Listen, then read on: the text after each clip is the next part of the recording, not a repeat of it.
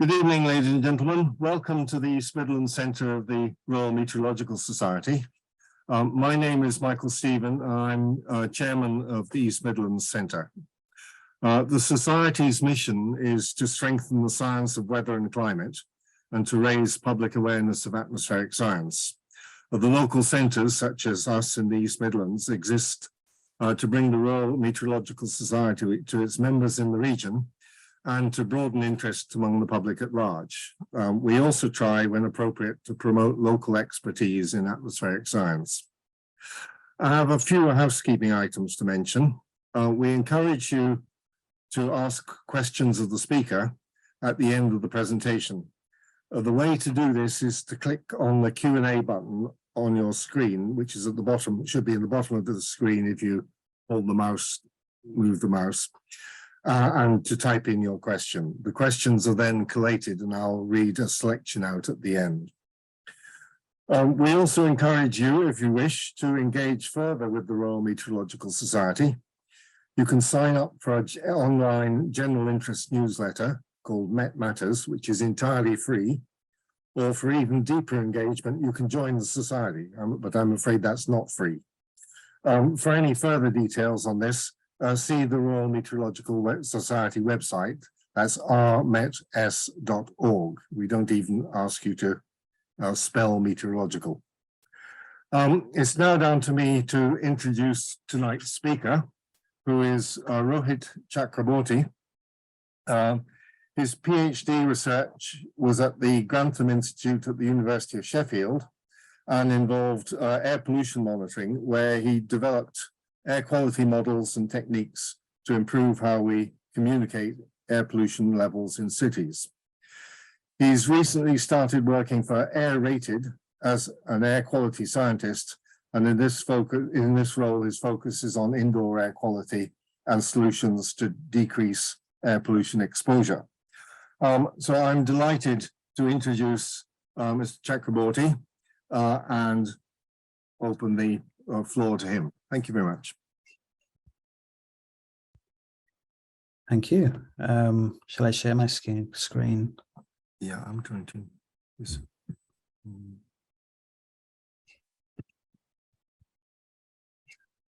Yeah. Here we go. Is that good? Yes, that's fine. Perfect. Hi, everyone. Yeah, I'm Rohit. I just finished my PhD, almost finished my PhD on air pollution. I've been working on monitoring and a lot of modeling and outdoor during a PhD, a bit indoor study towards the end, and I'm working for Air Rated. So that's me.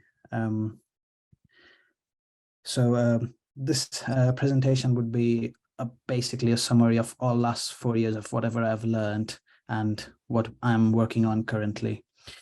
So first of all, I will try to give a brief intro of what I do at Air Rated because it's a fairly new small startup actually, so I'm trying to get their names out a bit more. We are just a 4-people company, but we do a lot of hard work in indoor air quality.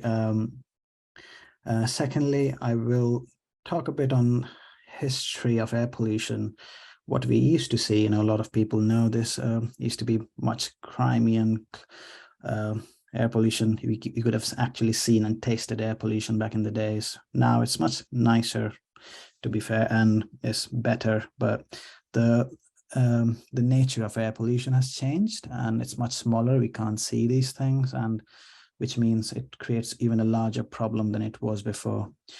And 4, I will move on to some current work that I've been working on and some exciting features. So moving on, even before I move on to number 1, I have made a tiny video where I'm just going to give a brief overview of air pollution overall. So we'll get a little context on what I'm going to be talking about in the next few slides. So finger crossed the video works. There's no audio in it, so if you can't hear, that's fine. Yeah, with the video, I'm just trying to explain, a lot about outdoor air quality, traffic and stuff, but I'm trying to focus more on indoor right now, where a lot of things that create indoor pollution, such as cooking, baking, frying bacons, and then all these air quality indoor and outdoor are also impacted by weather. So on a cold day like today, people might be resorting to wood stoves and wood burners, and that's the second highest source of particulate pollution in the UK. What's particulate pollution? I'll come to that later for people who don't know. And then on a nice day, if you are hoovering the house, for your example, this was actually modeled on me, but I look very tiny. But anyway, yeah, these dusts again, you disturb the dust and it's again coming out of the floors and chimneys and things like that, and you breathe all these dust in. So air pollution, yeah, sometimes you can see it, you can't, most of the times you can't see it, and in various different activities you tend to be exposed to these things. That's all the video wanted to say.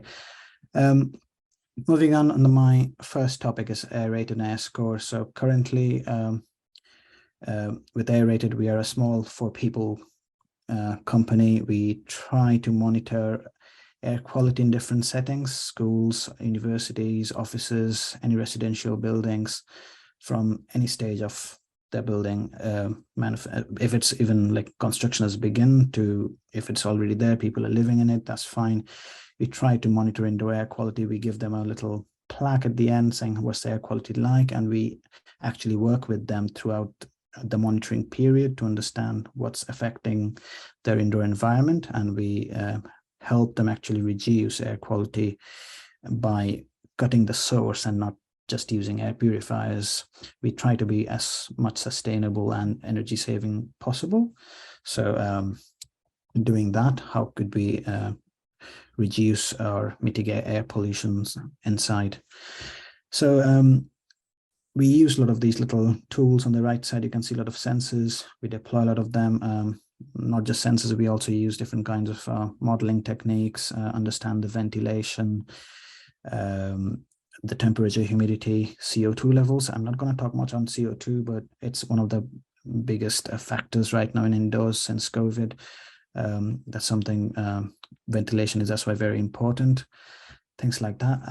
And then we provide people a report and help them to improve air quality. So that's basically Air-Rated, the company I'm working with. And now moving on to the horrors of air pollution back in the days. Now the problem is with before Industrial Revolution, pre-18th century, I suppose, it's very hard and difficult to know what air pollution levels were. We are guessing it's bad from all these paintings. This is one of the paintings. It always depicts all these smokes coming out from the furnaces and chimneys. So it probably was bad, but there was no data to actually track air pollution levels. Not at least, the data wasn't at least in a good way or format or good enough to do anything about it. Although I'm saying that because there have been later on attempts to track air pollution. So one of these, this slide is basically, I've taken it from Dr. Gary Fuller from Imperial College London. And this is very interesting because these birds were tracked to see the amount of soot deposited in them. So 1906, before the Clean Air Act was introduced, you can see the color of the bird is a bit more darker because of all the soots from burning coal and open fires all over the city. And gradually, after the Clean Air Act, things started to get cleaner. And as you can see from the other bird, it's, yeah, they've turned whiter now. So 135 years of bird tracking is some very impressive study that I wasn't aware of. There's few documents here and there, but some very old measurement techniques that is no more, that's very outdated now, I think. But one of the earliest, I found this John Evelyn's 1661 letter to King Charles II. He was complaining about all the smoke coming out from the nearby chimneys and polluting the area. So what King Charles II did was he banned air pollution sources around his area, and that's how he tried to stop from just protecting himself, but everywhere else it was still bad. It's a very old copy. I have a copy myself, but it's a copy of a copy. But you would find this in, I think, King's College London's library. But yeah, and since Clean Air Act, actually things started to get better. I think in the 1980s there was the acid rain incident. Apart from that, I don't remember. Well, I wasn't born, but I haven't read much bad things.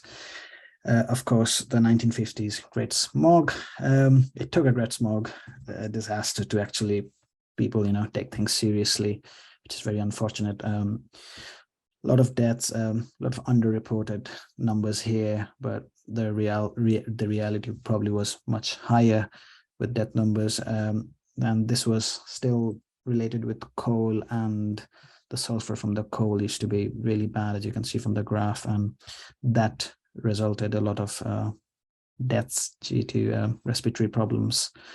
Current situation is much better, honestly, but there is still a lot of challenges that I'll discuss later on.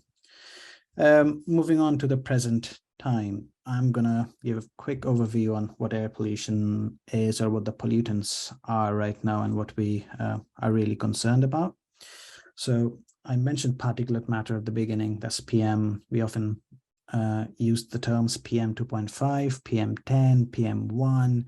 These are basically the sizes of particles. PM 2.5, that's the micron.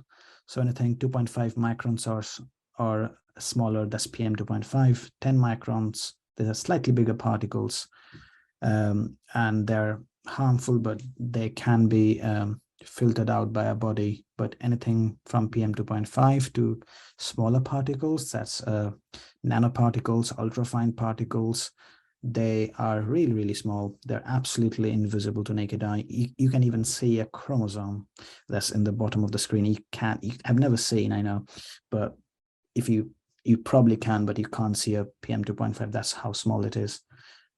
Single hair strand, I think, is 30 times bigger than PM 2.5. In the picture, it shows all the blue beads, that will be PM 10, and the pink beads encircling the blue beads, that's PM 2.5. So yeah, I think we have established they're really small, and when they're small, they're very high in number, and even if the concentration is not much, the numbers are really high, and it goes directly into your blood and causes a lot of problems throughout your body, from respiratory issues, asthma attacks. Especially if you're vulnerable, children, older people, they should be more careful with these, even brain issues, dementia, and things like that. Moving on, nitrogen oxides, another major air pollutant in the UK. We have UK especially has been breaching the WHO and the EU legal limits for a while now. They have been dragged to the court for a bit, and that's why all the clean air zones and the ULEZ in London, things like these are coming up all the time, because they are trying to bring the levels down. Nitrogen dioxide, they are mostly from traffic fumes, tailpipe emission. They are mostly associated with outdoors, but a lot of studies have actually shown these actually, of course, infiltrate indoors, and they also are a secondary source of VOCs. So these are formation of VOCs. The VOCs are in the next slide. They're volatile organic compounds. These are chemicals that you find everywhere around you, things that you can smell in a gas station, all the paint, from printing, ink, deodorant, anything scenty, even for like perfumed candles, perhaps. All these things, cleaning products, that's another main one. They all create VOCs and NO2. And from the previous slide, they're sort of an accelerant in creation of these VOCs, even Ozone gas is not the same as they're the same ozone, but we are not talking about the ozone layer. Ozone gas, the same ozone when it's down in our breathing level, that's really toxic. And NO2 VOCs, they sort of react with sunlight in a chain reaction to cause ozone in our breathing zone, and that's again very bad for our lungs. It sort of erodes the lining of our lungs, which in turn causes problems in the future. So these are the basic air pollutants. Of course, temperature, humidity I haven't mentioned here, but they play a crucial factor in how these air pollutants behave indoor and outdoor. And I mentioned briefly CO2, but it's not quite an air pollutant, but it's an important indoor air pollutant, so sort of, if you think it like that. I have sort of covered this slide while speaking the sources in the UK. This is taken from DEFRA's in air pollution report. Domestic wood burning, it's not 38% anymore. We are waiting for a revised figure, but it's more around 16 to 21% of particulate pollution comes from domestic wood burning or residential wood burning. It's the wood stoves people use these days, which are increasing in number. And half of my research is on wood stoves, so there's going to be a lot of that in the next few slides. NO2 VOCs, we have covered all these things, so I'm going to sort of move on from this. Again, like I said, air pollution affects every part of the body. Hopefully, I don't know if these slides are going to be available to everyone, so you can read it in a bit details. I'm not going to go through all the impacts, but they are quite grim, and basically it affects every organ of your body.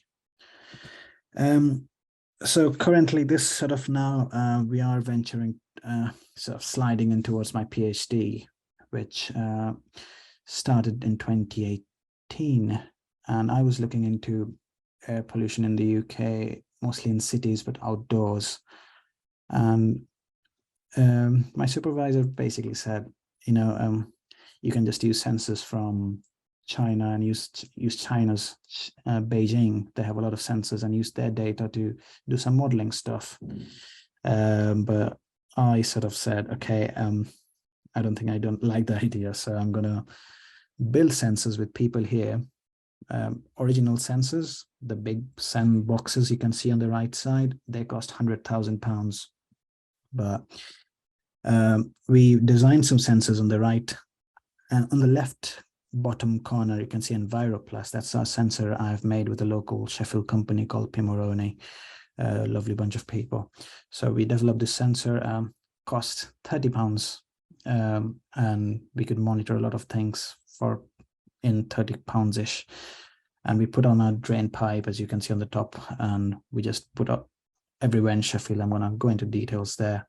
And we started monitoring and getting data from Sheffield. So this is the map of Sheffield. Sorry, people who don't know Sheffield. We had 7 reference stations, we call them. These are the 100 grand sensors. They are maintained by DEFRA or City Council, and they are mostly around roads, and they only pick up traffic pollution, so not much on residential stuff. So this is why another reason I started doing these workshops with people. This is a picture from my first workshop in a pub. I got some stuff. It was completely not funded, so I spent my money to get some sensors and all these drain pipe bits and build them together, coded them, and put them outside people's houses.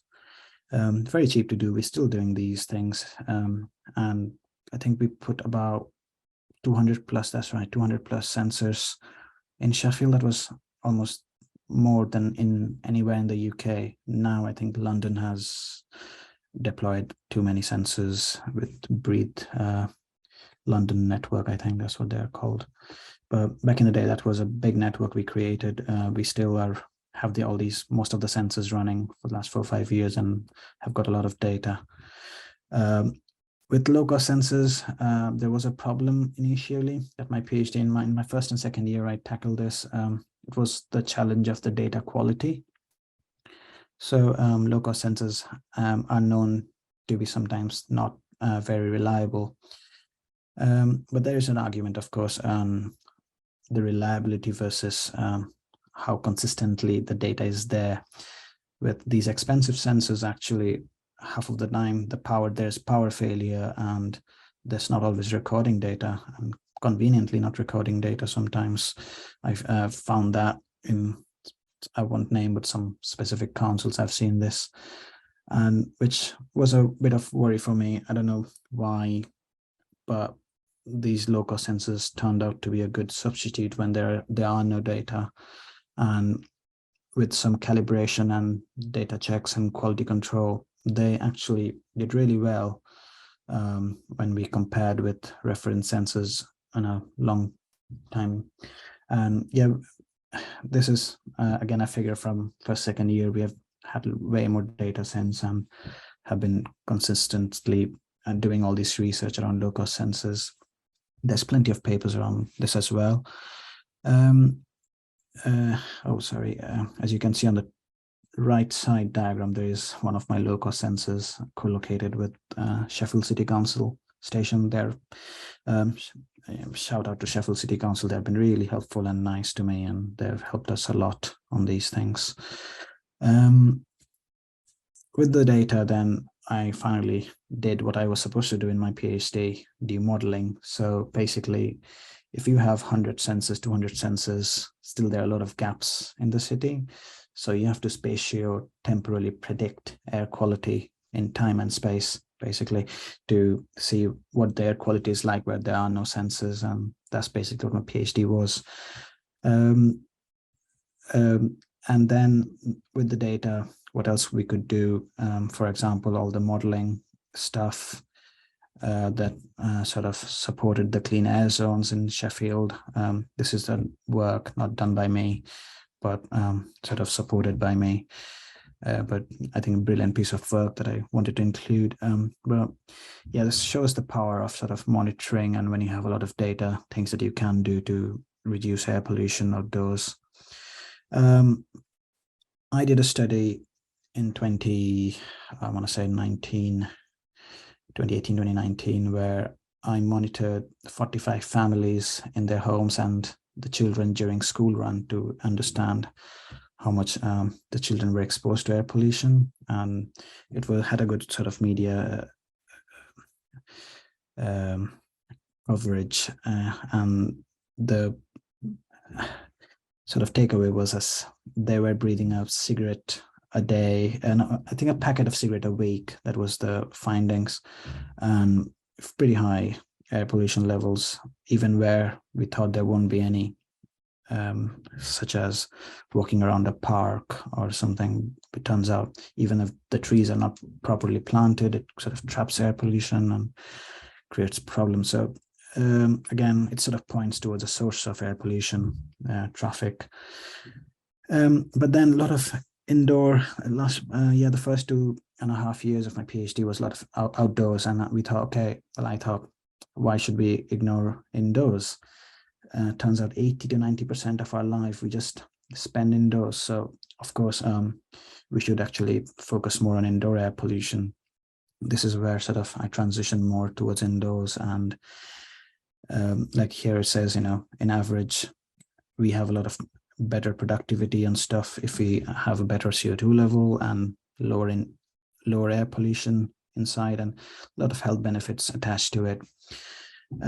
We moved on to wood stoves. This is, I think, last 2 years of my PhD sort of dealt a lot with wood burners, and I think I have 3 papers now, and research paper published on wood burners.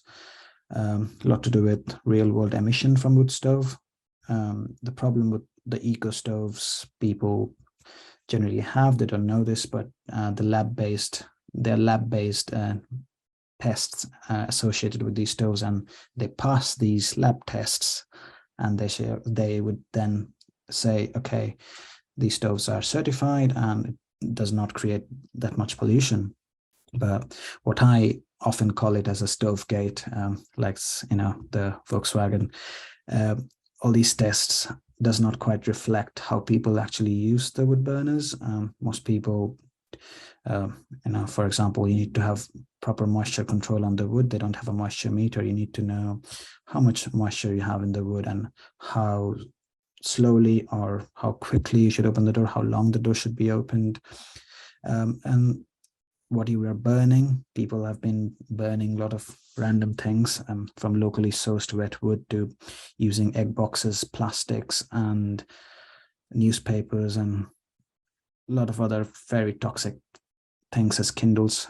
And these are really bad. And we did a study 2019, 2020, which was published everywhere, the main takeaway was indoor air pollution triples when people use these eco stoves or the DEFRA certified stoves. If you are using an open fire or anything not eco certified, they're even worse. But people did use in our study, but we had to take their data out because theirs were so high that it would have skewed the results. I think we did another social side of the paper where a lot of people actually stopped using wood stoves once we gave them access to real-time data when they were using wood stoves. And I think, but the number of people who actually stopped using wood stoves were really low. I think 3 out of 20 families who took part in this 1-month study. A lot of people actually, we found that they continued burning, unfortunately, and they thought I think most people had this preconception about wood stoves that they're actually eco-friendly, or they don't create that much pollution compared to other things such as cooking, and they how things are presented to them, they actually decided, okay, now I'm gonna keep burning. So the messaging actually plays a big role, and that's what I'm going to be working in the next year, I think. I'm going to come to that later. Actually, this is where I'm going to talk. So I'm currently developing a national tool. So this is Burner Alert. If you right now type in burneralert.org, it will work. You type in your postcode and it will show you the air pollution around your neighborhood. It's not quite perfect yet. I have still a lot of work to do. The data accuracy is not quite there yet, so plenty of work to do. But this is one of its first tool in the UK. I've basically stolen this idea from San Francisco Bay Area in the US, where they have this model where they would tell you in advance, they would predict the next day is going to be high air pollution, so you're actually banned to use wood stoves. And in this way, they could use that to see if someone reports that someone is using wood stoves in that banned day, they could actually find the people. And I spoke to a few councils, and we realized they don't have that capacity to enforce things like that. And this is why this sort of tool would be handy for the councils to actually enforce if they want to. Again, plenty of work remaining on that, but as a starting point, I suppose. We have been still working a bit on the social side of it, and we are recruiting participants still, I think. James Hayden, who's the social scientist with me, he's recruiting people around the UK. I think hundreds of people are already recruited who are using this tool to understand. They're interacting with this tool, trying to understand their understanding of air pollution before they use the tool, and then they use this tool while using wood stoves and see if knowing the air pollution actually can deter people from burning. And I think we are coming into the stage where they're going to be interviewed now to understand what they thought about it, what they think about the tool and stuff.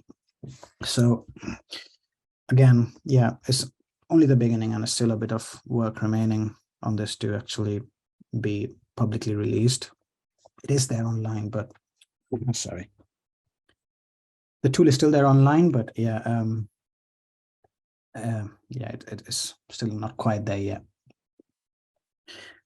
Lastly, we are doing some work, part of University of Nottingham, Sheffield, and Aerated. We do a lot of sort of pro bono work where we work with schools, hospitals, universities for free. What we are trying to do is give, for example, this is work we are going to do this Monday with Mums for Lungs and community in a school in London. We're going to do a workshop. We're going to build these little filter boxes. So they cost about £100, I think, to make these little boxes. I don't know if anyone has come across these things. So you basically have filters all around and a fan on the top to just pull in air, and it will filtrate the air. But what we are doing is automating these boxes and giving a dashboard to each teacher. So whenever, for example, air pollution outdoor is bad and indoor is bad, we will automatically, these boxes will turn itself on till the levels fall down. But if outdoor is good and indoor is bad, we will instruct the teacher, to open the window, for example. So this is something it's yet to be seen how it works. It may be that no one cares. Maybe the teacher doesn't open the window, or it's always open. But yeah, it's a sort of a pilot study at the moment, and we'll see how it goes. So we are gonna, in part of this study, we're also gonna do CO2 levels. So the idea was born during COVID, to be honest. So students and children are more protected from all the virus-related stuff. We're gonna be monitoring CO2 real time, and hopefully this is something you will see very soon. If this model works, then it can be very good, because otherwise these filters can cost a lot. And I think more or less that's it, except I have just to end, I've kept a slide here for the clean air bill that's out there right now, and please, if you can support it, write to your local MP and help everyone to promote this a bit, so a lot of lives can be saved. And I think everyone knows Ella, I hope, but she's the only person who has air pollution written in her death certificate. And yeah, and Rosamond, who's the campaigner, her mom, she's absolutely amazing and does a lot of work around air pollution. So yeah, I'll leave that. Thank you very much. Just to show, this is one of the, on the picture on the left, wood stove, and the sensor, that's a picture from one of my participants' home. Thank you. I don't know the time, actually I have a lot of time to spare, but thank you very much. I'm just waiting for my picture to appear. I will stop sharing. Here we are. We have time for some questions. I've got one or two of my own just to start us off. Some of us here managed to survive the 1950s. And I'm wondering, just to put perspective on it, how dangerous is air pollution, present day air pollution, compared with then? I would say the type of air pollution has changed a lot, and we knew very less back then, and the things that we used to burn had high content sulfur, and the particles were much bigger. We didn't know much. Well, we couldn't measure how small particles could have been back then, but things that how we are leading our lives now, the particle sizes have gone much smaller, and the chemical composition has changed a lot. So nowadays, it's a lot about black carbon. It's a lot about plastics. It's a lot about brake pad wear and tire wear stuff, a lot of metallic stuff. And I can only imagine they can be really bad and you can't even see them. So these particles can grind down to really, really small sizes, and they're much, much higher in number in doing so. So this is a problem right now where we don't measure the numbers of particles. A lot of research paper do. We call it PNC, or particle number count, or particle number concentration. But with how we do monitor it in the government level, we try to set the legal limits as measuring the concentration, which is not necessarily the best way to monitor air quality right now. But again, this is very PM I'm talking about, not NO2. So the impact can be very different than how it was back in the days, health-wise. But yeah, I'm no expert, but yeah, there's been an increase of premature births and prenatal deaths and stuff, which has, I think, increased in the last few years. But yeah, I'm not expert in that, so I wouldn't comment. Okay. Okay, we've got a list of questions up on the screen here, so I'll go through chat. Starting with Q&A. these sensors that you used. I'm going to combine two questions here. Your 30-pound sensors, what pollutants do they actually measure, and what portable sensors did you use for the study of children? You studied children. Yeah. Okay. So the low-cost sensors, 30-pound sensors, they all measure particulate matter, so dust. So apart from temperature, humidity, to begin with at least. But then the version I made with Sheffield's Pimoroni, the little EnviroPlus, you can Google EnviroPlus, you will see it's still sold in the market. Yeah. They measure PM. Well, you can attach a PM sensor, but they also measure NO2, except they don't measure NO2 that accurately. And that's been a challenge in the sensor world, to monitor NO2 very accurately real time.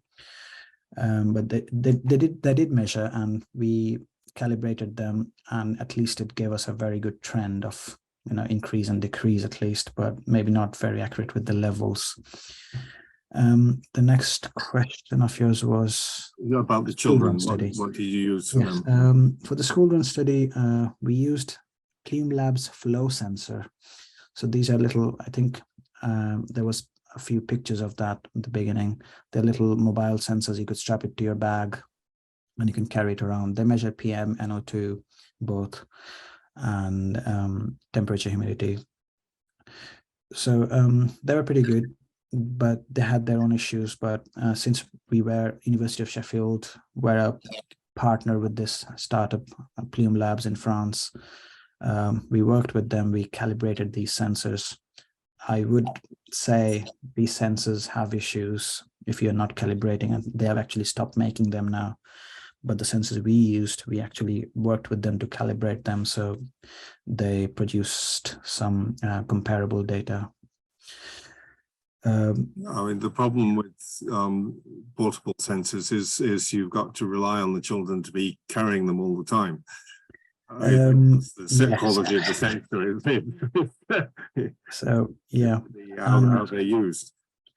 Yeah, so that was part of the agreement, that and hoping they would use it, but I think everyone did use it, and children are actually really, really good, and they have so many questions, and they ask some really good questions, and they're actually very interested in these sort of things. So we never had any issues with that. In fact, it was other end of the issues where people started monitoring inside their homes, and the parents were very concerned when levels were very high inside their house at night. And I used to get emails at 2 o'clock in the 2 a.m. in the morning to say, oh, I've opened all my windows and it's still very high. What can I do? So that was the other end of the spectrum. Yeah. Okay. Next question. Oh yeah. Okay. You mentioned vacuum cleaning and dust and foam in furniture has very distinctive smell sometimes. Are these significant particles for human health? So yeah, with indoors, depends on the source of the pollution. So for example, it's very natural for skin particles and dry skin and stuff that's falling, and some generic dust that keeps coming off from outside, and then that's fine, as in they're quite big and your body can deal with it. So but sometimes if you are things that are associated with harm that creates harm to our body, wood stoves, candles, surprisingly sea salt lamps, for people use them, um, um, and these actually do produce some very harmful chemicals, and they gradually settle down. If you're using at night, you're breathing it, that you don't breathe settles down, and then you're vacuuming it, and it again, it also, you shake the rug up and it will all be coming up again, and you're breathing it. So yeah, it all depends on the sources, but if you can see them, they're probably okay. But the problem, that's only just half the story, because the ones you cannot see, that's more of an issue. All right. There's several questions here about wood burning stoves. Okay. There's one here who claims they're mostly used for aesthetic reasons and totally unnecessary, should be banned. But the government is very reluctant to do that. How do we educate the public on this? Perhaps because I'm a bit reluctant to turn off my own wood burning stove. What's the best way of using them so that to minimize the air pollution release? I'll tackle yours first. So you during my study, out of 20 participants, there were a few participants who really knew what they were doing. They have been building fire almost for a long time, and they were very good at it. And I can't say the same for most people. And if you'd really use it properly, and that's difficult because they're like at least 16, 17 steps spelt on Stove Industry Alliance's own website. They would tell you what to do and how to do things, how to build a fire, how to, when you should open the door. So with our study, we found that often when people are reloading their stove, it's flooding the indoor environment. So I honestly didn't know myself, but turns out if you open it too quickly, the particulates sort of spill out. So you have to open it slowly, and you also need to know when you're opening it, the amber level, the stage of the combustion where you should open it, and you slowly open it, but don't keep it open for too long, and refuel. But if you don't refuel at all, the eco stoves are pretty good if you don't refuel them. So load it once, and if you don't, and then I've seen the levels that come inside are really low. Again, this is for the person who's using it, because it's another story for people who are their neighbors. So what's coming out of the chimney is a whole different beast, and a lot of the times there are actually a lot of pollution that does come to the chimney, and these sort of pollution tend to hang around in the area.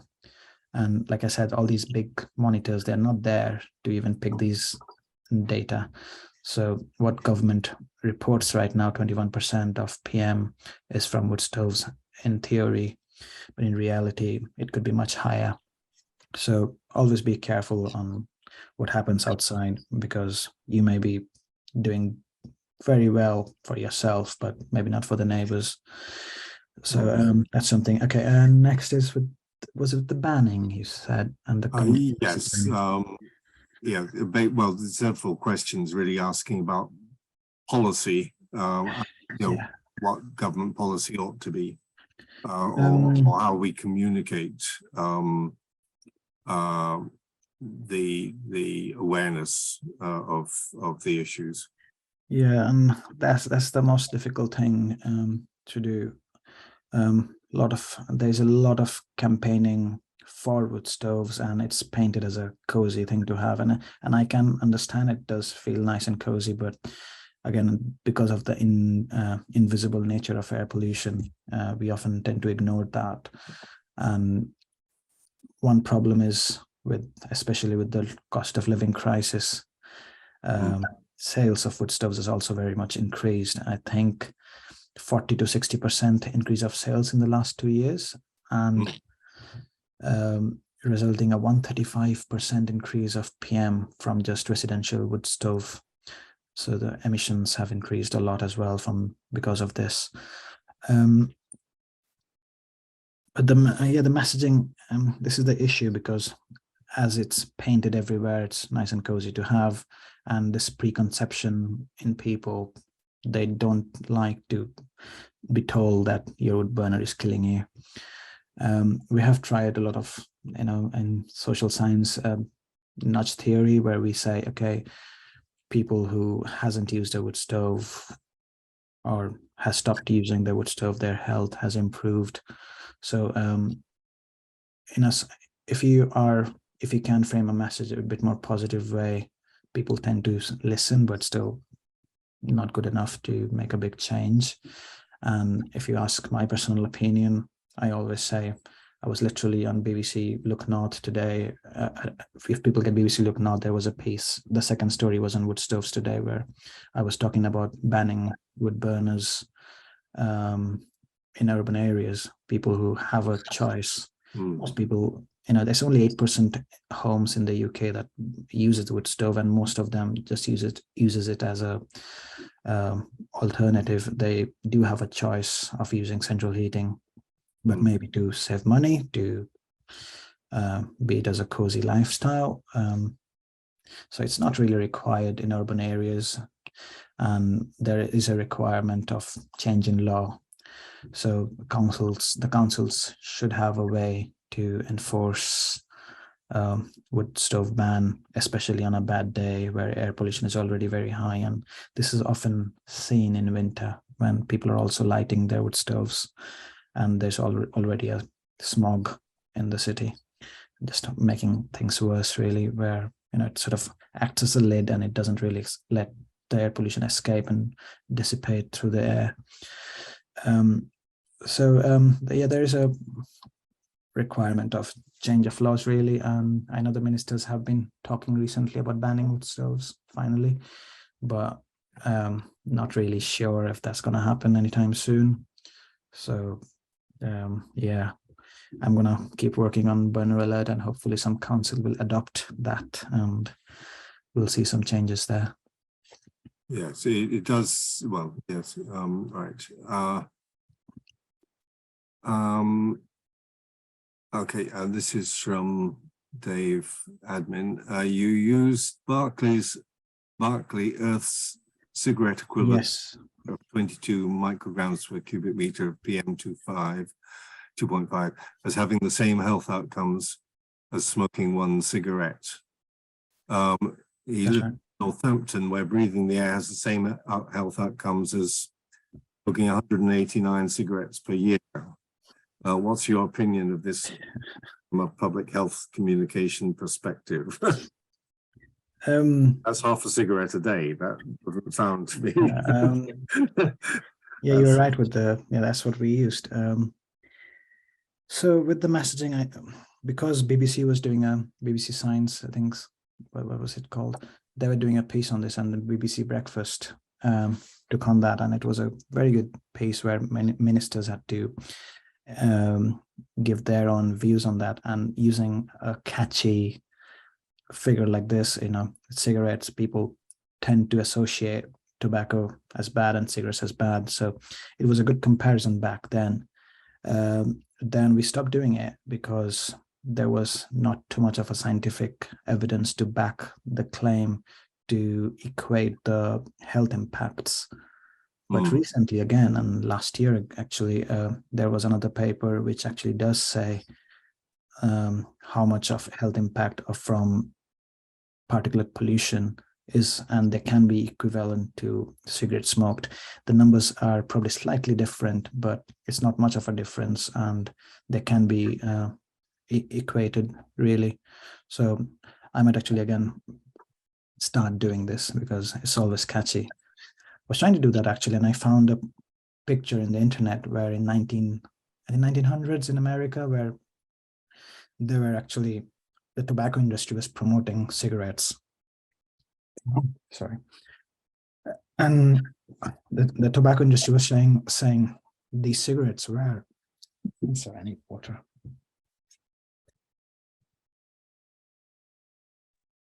So these cigarettes were promoted as sort of a healthier alternative. So they said, oh, this is a more efficient way to smoke. I should have put that picture in the slides, and I thought that's really interesting how, and this is how things are right now with the eco stoves, and they're saying, okay, this is a more efficient way of burning wood. They're not, they're better, but they're still kills people, really. Right, I've got a guy saying 25 years ago, Nicole Janssen et al. Measured PM10 in occupied classrooms, measured 80 to 160 micrograms per cubic meter, compared with 30 outside. They concluded that it was mainly mineral particulate, which was not very important, probably dirt carried in on shoes. Do you think it's reasonable to disregard indoor dirt levels in this way? I didn't get the last bit. Disregard. Well, they were saying it was probably dirt indoor, right, rather than something generated inside. And was it reasonable to disregard that as a source of air pollution? I don't know what it means by not important. That's interesting. I didn't know this, of course, but I wouldn't say so. I think it's 5 years ago, an opinion, or at least the science may have changed in that time. So yeah, that's because we probably didn't know enough. Yes, of course, the chemical composition matters, but regardless of that, if there's a lot of particles going into your body, I mean, dirt is actually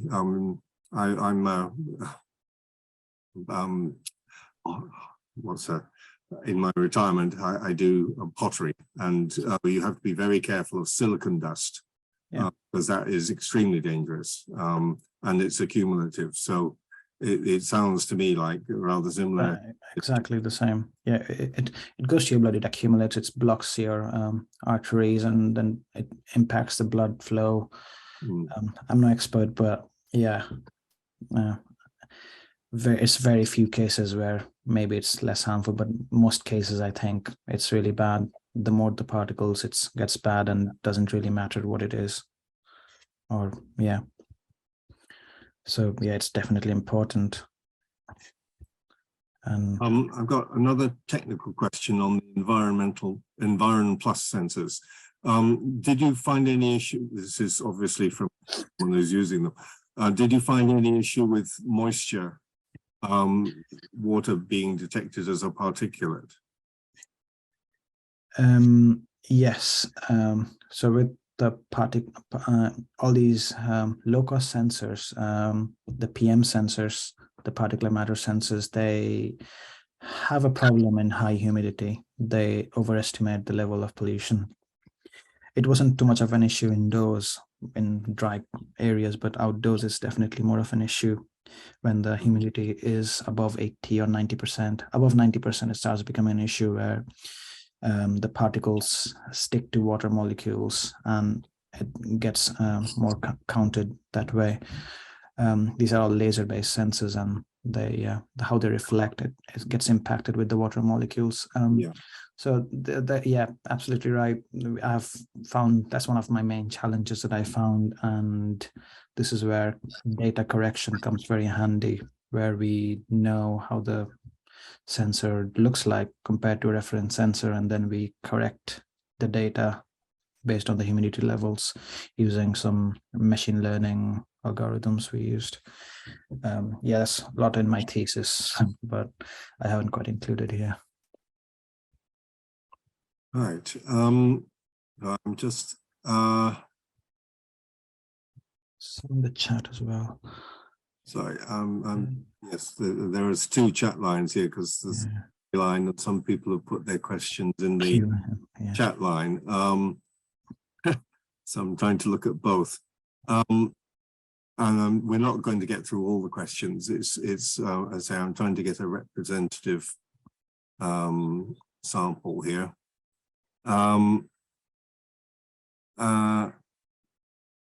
Right. Where are we?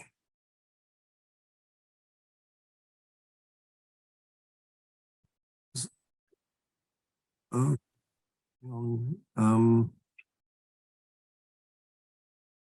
yes. Have you compared quantity of emissions from a wood stove with emissions from a municipal waste incinerator? Or I guess I haven't. Yeah. Or I mean, do you know if there are any special measures taken at these incinerators to try and reduce emissions? Honestly, I haven't measured them. I've got a lot of requests from people who live around these incinerators to monitor air quality around their houses. It probably can be bad, but yeah, I haven't done any research around this. Sorry. Yeah, I mean, one of the issues why wood burning stoves are perhaps an important issue in the same way as traffic. The air pollution is being released at ground level or at breathing level, whereas big industrial emissions tend to go up very tall chimneys. So the idea is to send it off in the airstream to Scandinavia. And well, they ended up with an acid rain problem in the 70s. Yeah. But with domestic emissions and indeed traffic emissions, the problem is local rather than international, or more local rather than international, and you get different are affected. Yeah. Well, what goes up, comes down. So even if we have seen like dust particles being carried away all the way from Central Europe, and from very high polluted areas, sometimes because of the wind direction and speed, it's transboundary, it comes all across here, and with local, of course, of course it's a problem and it hangs around, so not much you can do except cutting it off from the source. It's a big challenge when it comes across from a large distance, which is why sometimes a bigger collective initiative is required. In April, this is seen a lot in April, where Saharan dust storms happen, and the dust from old sand from all the way from Sahara, Africa, comes to UK and Europe, and if that's the distance it can be carried, so you can imagine all the chimneys, it can come back to you easily. Right. Well, I think I'm going to call an end to the questions. I think we've covered. Can I just, sorry, I'm going to answer just one question for Martin. He said, question about purple air. I have actually tried testing them. They're actually really good. They have the same principle that we use in the 30-pound sensor, and that company actually uses 2 of these sensors together And whenever the data from both units have a very similar readings, so they have a high confidence, and only then they would publish their hourly data or 5 minutes data.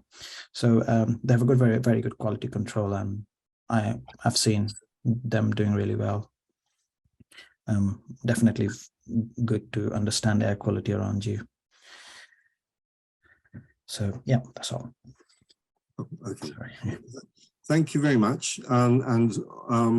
First of all, thank you very much to Rohit, the speaker. Very interesting talk and very wide-ranging. Thank you all for attending and for all your questions. May I wish Rohit good luck with his PhD Viva, which is going to happen in we think in the next few weeks. I have just a couple of announcements to make. You can catch up on on this event. You can watch a video of this talk again in the next few days. It takes a little while to put up, and you can also look at other Royal Meteorological Society events on our YouTube channel and events page. Can we have the next slide? Here we are. We have a number of local centres, including our own, the East Midlands Centre, and we publish a summary of weather called the Weather Front. If you would like information on our upcoming meetings, or if we wish to be added to our mailing list, please contact Hayley Proudlock at the Royal Meteorological Society. And next one, please. We have one upcoming event at the moment, which will be for the first time in a very long time, a live event as well as online. That is Professor Saeed Azam Ali, OBE, from Crops for the Future UK, talking about it's the food system stupid, why we can't resolve the climate crisis without transforming the food system. This is subject to confirmation, will be on the 26th of October at the University of Nottingham, as well as online. So if you would like to attend either live or online, please keep checking the details. Finally, let me thank the speaker once again.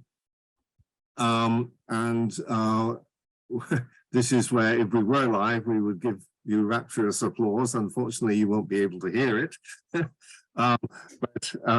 That was, I think, a very interesting talk. Thank you very much indeed. Thank you. And good night. All right.